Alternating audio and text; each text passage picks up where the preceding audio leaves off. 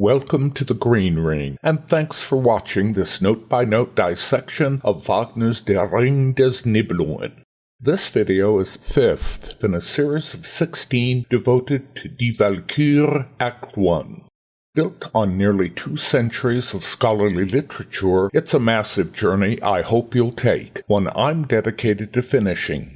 For an explanation of who I am, and more on the reasons for this series, please check the preface video, first in a group of 6 building a foundation to this in-depth analysis. Before diving into this video, you may want to watch The Case for Erda, The Case Against Wotan, and The Case for Loge, which present my views on how and why Wagner manipulates his musical syntax as he does, in the process identifying key morphemes which I believe define the entire work. You'll find an explanation for why the terms leitmotif, motif, and motive have been replaced by morpheme, module, and cell in the chapter titled Music as Text. Links are provided in the comments below. My aim is to mount subsequent videos each week with breaks of approximately a month between each drama's acts until the entire ring is analyzed. We pick up where we left off, the brief interlude following Siegmund's decision to remain, top stave, page 30 in Dover's full score. His last 2 pitches overlap the beginning of a deliberately scored passage, key change to D major, as the couple share a long wordless yet emotion-charged gaze. Though audiences don't yet know why, they do sense this couple's primal bond, a connection the interlude's syntax explores at some length, beginning with the more richly orchestrated sympathy variant. Octavo low strings take its Siegmund morpheme, horns gently throbbing a syncopated pulse, including melody notes, atop the syntax's Welterb strophe. Clarinets echo Sieglinde's module, then violins take a second pulse, as English horn clarinet drift up extended melody notes. The entire syntactic bundle raised a major second, to repeat a second time.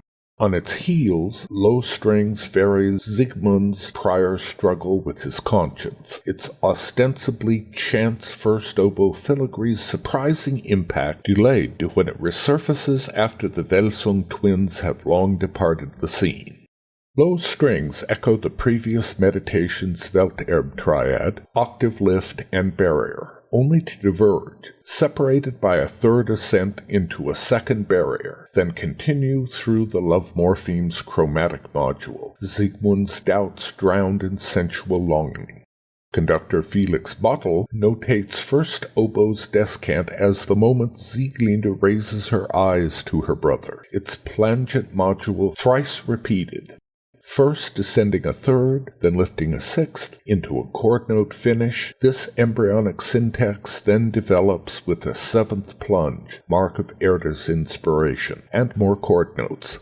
Its 3rd strophe bounces on that prescient 7th, then fades through a chromatic descent, horn pulse handed to soft clarinet's bassoon, over low strings' continuing love strophes, which bring the interlude to a close by whispering the Siegmund morpheme, complete with inverted ash interval, only to make its tailing syntax a chagrin pulse. Audiences need take this for no more than the tender bond growing between the Welsung pair, even as Wagner organically hammers out more syntax, first oboe's repeated module bearing fruit only with Siegfried, Act 3, through Winterstürme, though Winterstürme exhibits a few transient echoes of this rare compassionate moment. With that later episode, the couple's ardor grows from introspection into ecstasy, then wild abandon, making this interlude's contrasting gentle sensuality a clue to its Siegfried import, the oboe's succession of broad falling rising intervals its locus. One aspect distinguishing Wagner from the harmonic thematic practice out of which his style developed is the exploitation of radical intervallic leaps, something frowned upon until he made it common coin. First oboe's descant, a prime example of that putative failing turned into a virtue. A viola triplet demi-semiquaver uprush rudely shatters this unusual pair's nascent bonding with new syntax, its distinctive horn fanfare heralding the master of the house's return as, per stage instructions, Hunding stables his horse outside. Octavo low string sink a minor third, ooze up melody notes, then slide down their reversal into the new syntax's repeat, bassoon stressing its final static ash interval, harmony slightly altered to increase the tension. The low string module eerily conjures Rheingold's God turn, whose reversal opposes the giant turn, their continuation of the disrupted interlude's Siegmund modules, implying the Welsung demigod's unease. After the second fanfare, Sieglinde hurries to open the door, a demi-semiquaver low-string lift characteristic of the new syntax, prompting violins, violas to expand the syncopated air-to-chord variant to which she steps toward Siegmund on catching first sight of him, its slurring here reversed to confound the syntax's hint of natural purity, its terminal heroic rising fifth a mark of her courage. Hunding looms in the doorway, announced by the full version of his fanfare, a moment which never fails to make an impression. More universally recognized syntax, most analysts laud its primitive brutality while citing only its initial phrase, Hutcheson its nobility as well. Cook doesn't suggest it derives from or contributes to any of the work's syntax, but Donington offers several insights on that score, one of them that the double impacts launching and completing it hint both at Hagen's morpheme and a similar module in Götterdämmerung's funeral music. Its echo in the Act 1 prelude with its Rheingold fundament is also prominent in the Valhalla Ash interval, when Siegmund first enters the hut. For the epic's remainder, double impacts mark harsh resistance to Wotan's plans. Volkshofen finds its striking rhythmic pulse in the Nibelung tattoo. The Nibelung's rhythm, which very characteristic of the dark, questionable heroism of its owner, reminds us of Alberich's first menacing motive. Low strings demi-semiquaver appositura recalls another Nibelung tick, one especially obvious in resentment, while contrabass tuba underlines its triplet cell with the Welterbe triad, so pronounced in Siegmund's modules, a detail in several Hunding evolutions, while the prominent static ash intervals evoke the giant thump, a core rhythmic trait of knighting music. Despite their quite different stamps, both men are heroic figures, their syntax implying their diverse bloodlines spawned by Wotan, or giants, or Alberich, or some mixture thereof in pursuit of different but related breeding agendas. The initial bundle's final note lingers into the next measure, followed by a softer module bouncing on thirds, another cell typical of Hunding's syntax, to end on a last giant thump as the knighting chieftain notices his unexpected guest.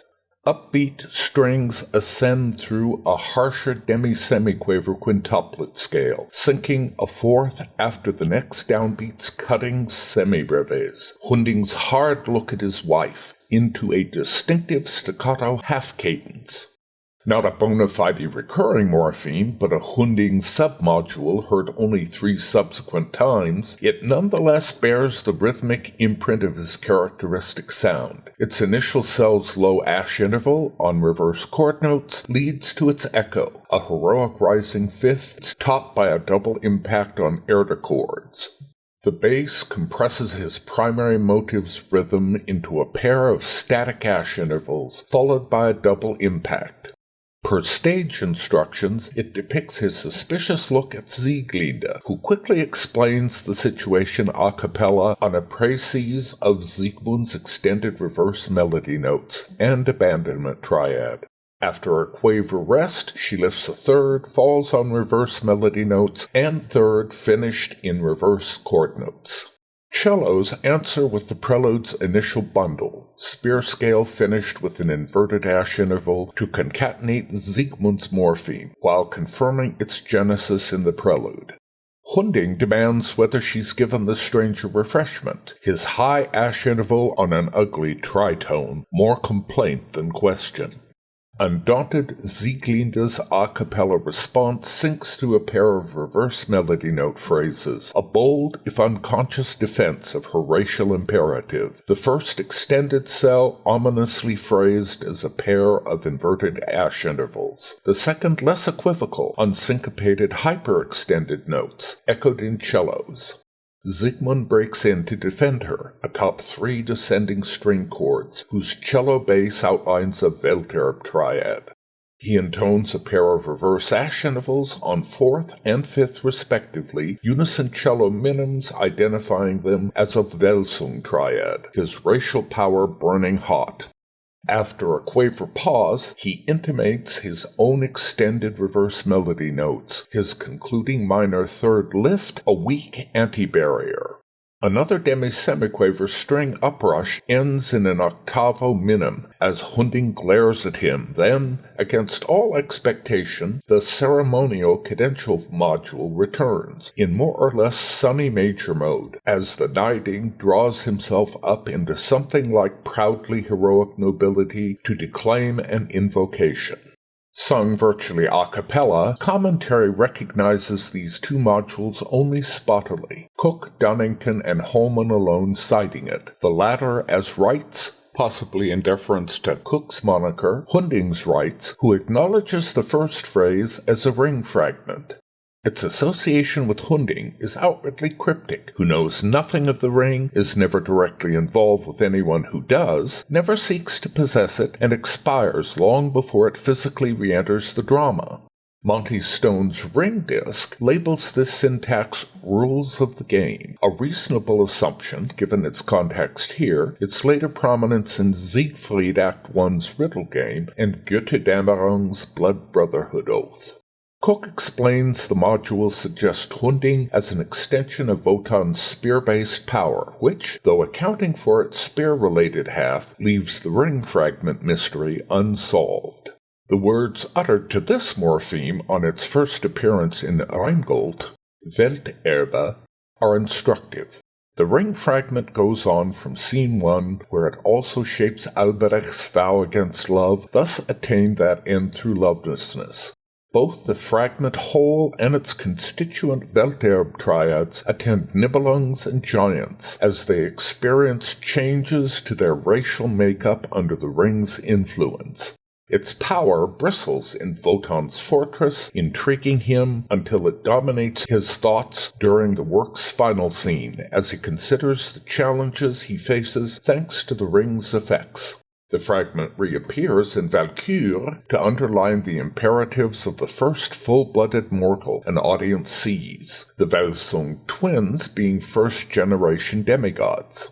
Hunding is the creature Wotan most fears, embodiment of Albrecht's vengeful hope for world rule through procreation, never mind the giant's potential for same. Having expected this contingency, Warfather binds the unwitting rebel to his hegemony, as implied by the spear module, which Holman also finds in Hunding's Rights. The figure falls, as does 24 spear. The Welterb triad also forges a syntactic link between the eponymous Welsung sympathy and Hunding's Rights, both dark minor mode cells echoing that moment in Rheingold Scene 1 when Albrecht shifts Sieglinde's sweetly major mode original towards minor as he utters the words Welterbe, his augmented triad making it an even more perfect source for those in Hunding's ring fragment. The Nibelung chieftain begins his invocation with the first Welterb triad moving through a sinister reverse world ash interval, while his spear module, begun on reverse melody notes, to end with that reverse interval. Wotan apparently seeks to pit one racial scheme against the other, certain his Welsungs will triumph over all competitors.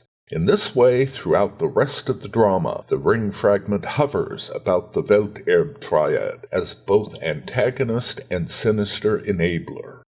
Having staked out his honor, the knighting chief hands his weapons to Sieglinde for disposal, a brief evolution of his syntax begun with a statement of its initial module, followed by 2 strophes of its bouncing cell, whose syntactic relevance begs further examination for a closer look at Hunding's underlying nature. Prefaced by the Hunding morphemes Giant Thump and Resentment Sting, it twice repeats the original's final 2 modules, with another sting between. Both Volkswagen and Donington recognize this syntax's evocation of a second race at odds with Wotan, even if they interpret its import differently, other commentaries noting the resemblance.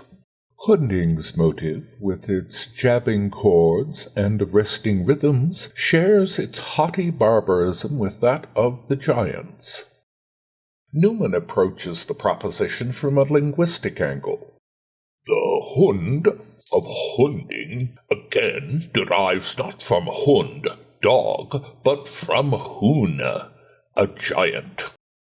Creatures of Erda, giants reflect the work's basic musical DNA in their long, short, long ostinato thump, as it pervades Hunding's syntax. Its scoring harks back to the giant's Rheingold entrance, string slow brass in both cases, while the resemblance to Nibelung rhythms is inescapable. The resentment twitch might be dismissed as accompaniment for some desired but unspecified on-stage action, at best a weak rationale. If the knighting added a gestural twitch with each of its pervasive repetitions, he'd look like a Parkinson's victim. Resisting the temptation to shrug off these syntactic elements as mere coincidental filigree, evidence suggests they're deliberate clues sewn into the musical fabric. Westernhagen's analysis of the Ring's original compositional sketches includes one of the composer's early thoughts on this syntax. Final versions of Giant and Nibelung morphemes were apparently crafted by parsing from the original Nibelung idea its 2 most salient characteristics, marching long-short-long rhythm, vested both in the finished Giant syntax and Nibelung tattoo, while the static triplet went to the Nibelung tattoo alone. In sculpting Hunding's morpheme, the long, short, long pulse and triplet reunited in slightly altered form and order, while bouncing thirds, Rheingold signals of vitality, migrated to Hunding, the Welsung's nemesis. Equally revealing, the Rheingold quarrel between Fasolt and Fafner bears eerily striking family resemblances to Hunding's syntax, where Nibelung aspects dominate to hint at ancestral mixes for which the poem has no room. The Ring's mortal integer, a knotty problem neither analysts nor productions address, presents Walküre Act 1's characters with racial origins undefined. It's not the case in the Meister's original prose sketch. The gods have devoted themselves to most careful nurture of the human race. Stout human races, fruited by the seed divine, already flourish. An idea adapted from the myths. As Bor's son, Odin, Vili, and Ve, walked along the seashore, they came across 2 logs and created people out of them.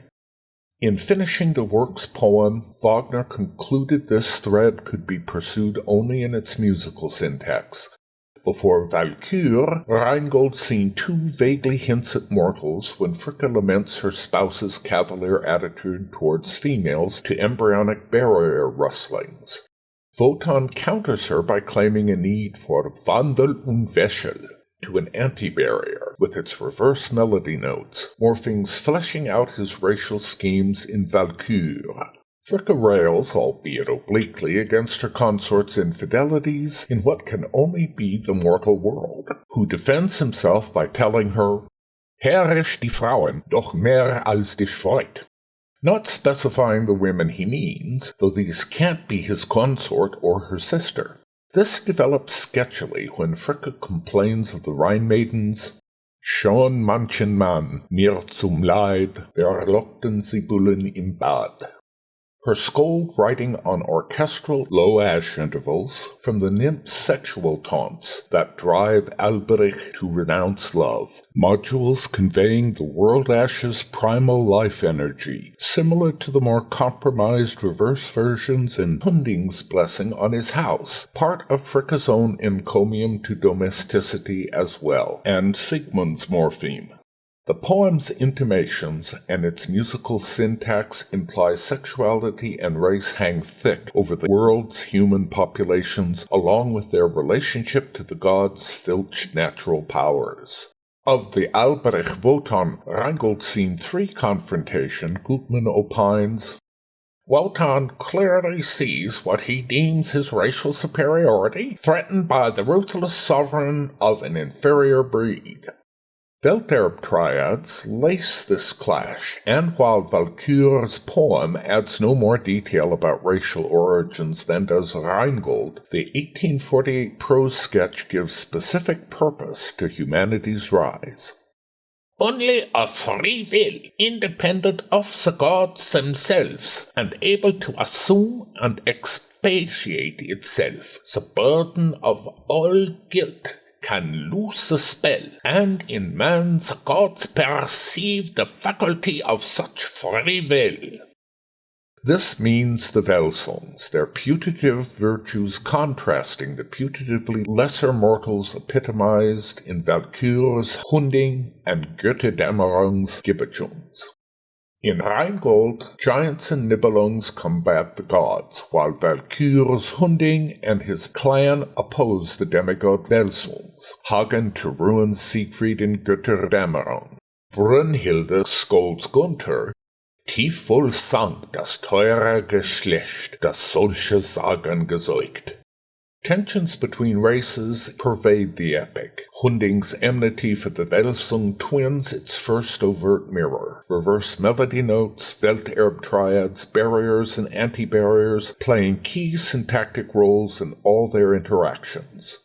The poem never hints Nibelungs are Alberich's hybrid servants, but given its silence on the point, its mortals can only arise from those races it does specify, meaning gods, giants, and Nibelungs, interracial crossbreeding a central pillar of the source mythology. Walküre's new mortal type shifts Rheingold's enmity among the races towards Götterdämmerung's outright war, mythology left behind for legend, the non-mortal world traded for one dominated by mortals. The gods' aim would be attained even if in this human creation they should perforce annul themselves. Whether Wotan's descendants are truly superior to the non-divine mortals around them is another matter. Wagner's prejudices outside his artwork suggest he thought his Welsungs the superior bloodline, yet paradoxically, despite Brünnhilde's stinging jab at Gunther, and thanks to its narrative subtexts heightened by oral syntax, the Meister's drama can be viewed in a different light. Nibelungs embody the sort of ruthless cruelty Albrecht inflicts on his people in Rheingold, their mortal race unconsciously assimilating the frustrated dwarf schemes for world conquest into the brutal domination of their turf. Details in Sigmund's coming narrative, his Welsung lair despoiled, his ostracism and solitude, forced marriages for both Sieglinde and the unknown bride he champions, practices of genocide and closed breeding, all these witness the contempt for love uniting Hunding with his clan and allied tribes. The Nibelung chieftain answers Sigmund's revelations, Ich weiß sein wildes Geschlecht. Nicht heilig ist ihm aus anderen her, der Hass ist es allen und mir. In one brief line, this racial bias aligns him and his people to the lovelessness arrayed against Wotan's offspring. In spirit at least, such mortals are children of Alberich and Fafner. Until Sigmund's narrative, audiences might take Hunding for Wotan's creature, based on the Hunding's right syntax. But the act's last scene identifies the Welsungs as Warfather's sole dog in this conflict. While the poem never specifies that he or his fellow gods sire other mortal races, Loge's Rheingold comments on Donner and Fro needing Valhalla in order to Frein suggests that possibility. In lacing together his scenario, the Meister invented two characters with little or no basis in the mythology, late additions with no part in his original sketch. By adding Erda and Loge, he fleshed out the story's core, filling many of his poem's gaps with an on-stage voice for the nature-based powers flooding his music, something his prose sketch barely implies. Thanks to this, nature effectively guides the work towards its final epiphany through its mortal threads. Traditional analysis grasps at this fundamental idea without quite seizing it. The Walküre and Siegfried switch to a portrayal of possible new human types. Cook means the Welsongs, but Nidings and Gibbachungs have their role in this evolution. The human society, fostered by Wotan, dominated by people like Hunding, is a human extension of the power-motivated, loveless world of Wotan in the Rheingold. Yet the god has no use for Hunding, whom he bars from Valhalla. The Niding's loveless world, if similar to Wotan's, is still too much like that of Albrecht and Fafner. In agreement with the poem's overt philosophy, Hunding is not a child of divinity but of the earth, Erda, Loge, giants, and Nibelungs, part of a grand scheme to checkmate the three non-human power players, Wotan, Albrecht, and Fafner, so paradoxically shift the world towards a better end. The battle lines are drawn philosophically, racially, and syntactically from the moment Hunding enters. Most analysts read little into Act I's narrative beyond Hunding's power-driven society set against the Welsung's fragile love dream. Cook discusses Rheingold's subtext at length, but the 39 pages devoted to Walküre Act I mainly focus on how the Meister adapted his source material, only 3 of them considering its subtexts with no word on its underlying racial conflict. This element is vital, not just to Walküre, but the Ring as a whole, fully weaving its second chapter into the epic's overall narrative while heightening its love-power conflict. Extant commentary agrees Wotan dominates earthly races for his own selfish ends, to which Wagner added a revealing twist during Fricka's Act II argument with her consort over Hunding and the Welsungs. For brevity's sake, he removed these lines from his completed work, instead dovetailing their concepts into his musical syntax. Schwache beschirmst du nie, starken stehst du nie nur bei. Der Männer Rassen in rauem Mut, Mord und Raub ist dein mächtig Werk. Wotan answers the giant Nibelung threat by adapting Albrecht's Nibelheim lessons. His method culls unfit dwarf giant descendants while indoctrinating to his cult those allowed to live.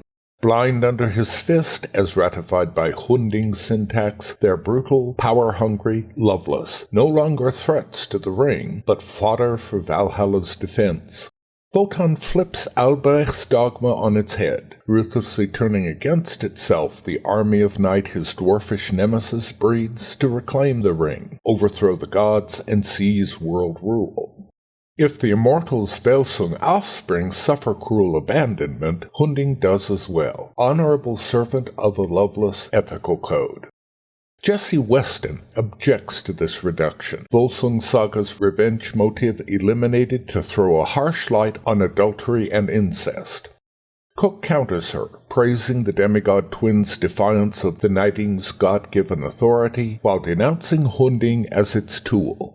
Wotan makes sure those races bred from his giant Nibelung enemies accept his spear's power as their fundamental code of honor. Though he cannot eliminate what he deems lesser races, the god at least assures their unwitting opposition to Albrecht's plans for world control.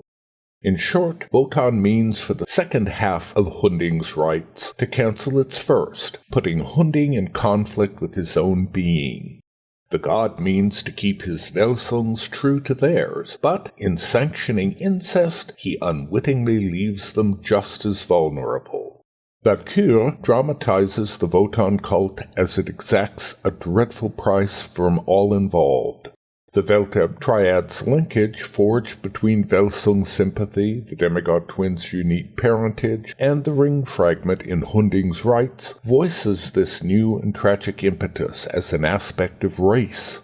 Between the end of Rheingold and the beginning of Walküre, Wotan institutes a program of controlled breeding to compete with and so defeat the more random intermixture of pre-existing mortals, giants, and Nibelungs.